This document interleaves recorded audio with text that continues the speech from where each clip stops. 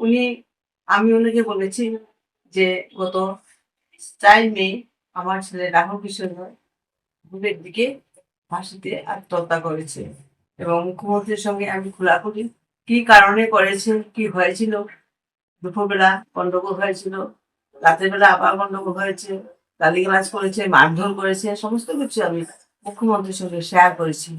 সবকিছু শুনে উনি আমাকে আশ্বাস দিয়েছেন, চিন্তা না করতে বলেছেন। বলেছেন ছেড়ে তো আর পাবেন না, তবে আপনাদের পাশে আমি 100% আছি।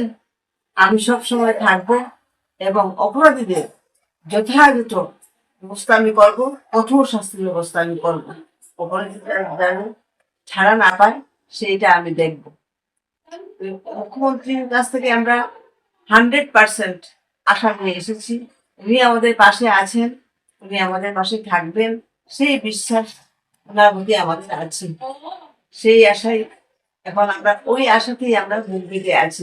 মুখ্যমন্ত্রী আমাদের পাশে আছেন বলেছি। উনি কি আশা স্যারকে দিয়েছেন? বলেছি, স্যার সাথে সাথে আমার কথা শুনে সাথে সাথে এখান থেকে এসপিকে ফোন করেছেন এবং ওরাও আশ্বাস দিয়েছে যে তারা চেষ্টা করছে, আসামিদের ধরতে পারছে না বলছে।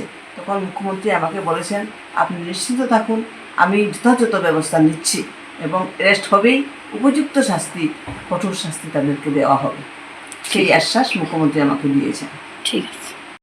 আনন্দ আর ভালোবাসার দীপ্তিতে গড়া সমুজ্জ্বল পরমা, ঠিক তোমারই মতো।